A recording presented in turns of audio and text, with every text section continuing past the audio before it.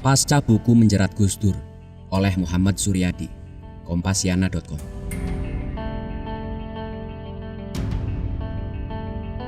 Buku berjudul Menjerat Gus Dur yang ditulis Firdika Rizky Utama yang baru saja dirilis membuat geger hampir seluruh publik Indonesia. Betapa tidak, buku yang ditulisnya adalah karya fenomenal, himpunan fakta sejarah otentik tentang kong-kalingkong sejumlah elit politik dalam peristiwa lengsernya Gus Dur dari kursi kepresidenan.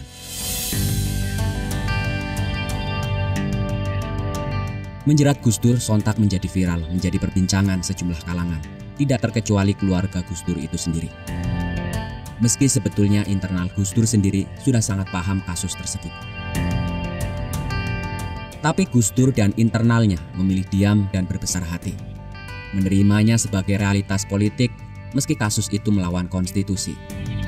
Dan Bulogate Brunei Gate itu sampai akhir hayat Gus Dur tidak pernah terbukti kebenarannya. Pasca lengser, Gus Dur sama sekali tidak menimpali konspirasi itu. Gus Dur hanya memberikan respon datar-datar saja, sebagaimana ia ketika menghadapi jeratan persoalan sebelumnya yang dihadapinya. Bahkan Kiai Haji Abdurrahman Wahid hanya melempar statement ke publik, biarkan sejarah yang membuktikan. Sejak awal dirinya sudah sangat paham, setiap langkah politik yang diambilnya akan berisiko dan dimusuhi banyak kalangan, terutama kalangan unsur Orba dan konfigurasi politik lainnya di parlemen waktu itu. Sebab manuvernya sangat berbahaya, yang tentunya mengancam kepentingan oligarki kekuatan lama, yang sejak Orba hingga reformasi masih bercokol di lingkaran kekuasaannya. Ia pun mengakui lengsernya dari tampuk kekuasaan dilakukan dengan segala cara dan tidak konstitusional. Dari strategi demoralisasi, penggiringan opini, legitimasi lembaga keagamaan, sampai rencana pengeboman sejumlah kedubes dan bom Natal 2000, seperti yang dituturkan Firdika. Lantas, bagaimana seharusnya kita menyikapi buku berisi data operasi semut merah yang ditemukan jurnalis Firdika itu? Apakah seketika harus berbalik menyerangnya, mendiamkannya sembari mendendam kepada aktor-aktor pelaku skenario tersebut, atau memperkarakan para eksponen-eksponen yang terlibat di dalamnya? Sebagai putri sulung Gus Dur, Mbak Alisa Wahid justru menyikapi dengan cerdas dan lapang dada. Buku ini mengungkap data yang mengarah pada sebab dan rencana penjatuhan Gus Dur oleh kekuatan oligarki politik. Pengungkapan data-data sejarah perlu terus-menerus diupayakan. Bukan untuk membalas dendam, melainkan sebagai pelajaran agar kita tidak selalu diwarisi awan gelap masa lalu dan agar catatan sejarah dapat diluruskan, kata Alisa Wahid, koordinator nasional jaringan Gus Durian ini. Pesan dari Mbak Alisa itu harus ditangkap oleh publik sebagai alarm agar masyarakat Indonesia, khususnya anak-anak Gus Durian, agar tetap berkepala dingin. Esensi buku tersebut adalah ikhtiar intelektual seorang pengagum Gus Dur dalam proses mengungkapkan data dan fakta-fakta sejarah. Para murid dan pengagum Gus Dur mestilah tenang dan slow saja. Dalam situasi menguntungkan seperti saat sekarang ini, harus disikapi dengan rasional. Kita mesti dan harus dewasa atas peristiwa yang telah terjadi 18 tahun silam itu. Peristiwa tersebut biarlah tersimpan sebagai memori kolektif. Toh semula sejak saat Gus Dur masih menjabat, aroma kong-kalingkong itu sudah tercium. Bahkan para identitas penggagas-penggagasnya sudah dikantongi.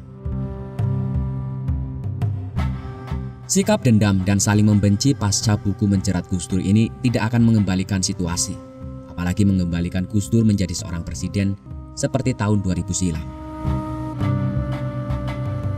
Sejarah tetaplah sejarah. Hikmahlah yang patut dipetik darinya.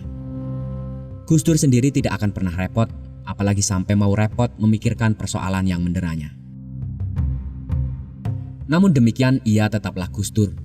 Idealismenya tetap konsisten ia perjuangkan. Jika di dalam kekuasaan ia kesulitan mewujudkan demokrasi seperti impiannya, maka di luar ia tetap memperjuangkannya.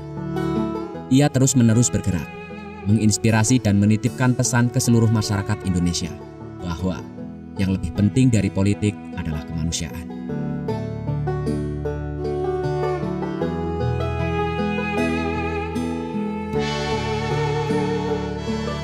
Lengsernya Gus Dur merupakan realitas politik meski tidak dapat dibuktikan apa dan di mana letak kesalahannya.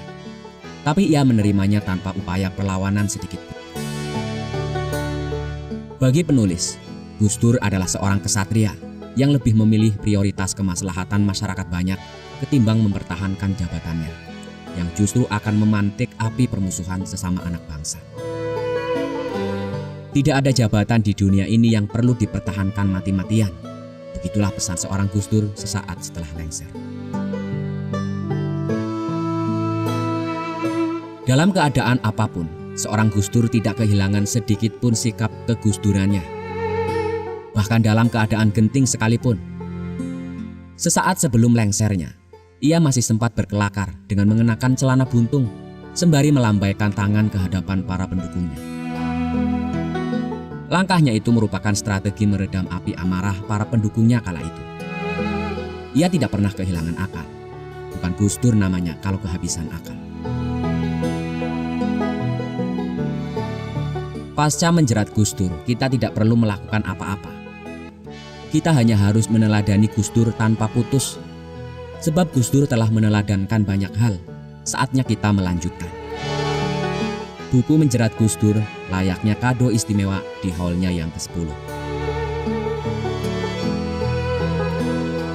Buku dan dokumen tersebut adalah bukti yang ditunjukkan Tuhan, kemudian dititipkan ke tangan Firdika Rizky Utama untuk menjadi saksi sejarah, sekaligus semakin menegaskan akan kebenaran ucapan dan tindakan seorang guru bangsa bernama Kiai Haji Abdurrahman Wahid.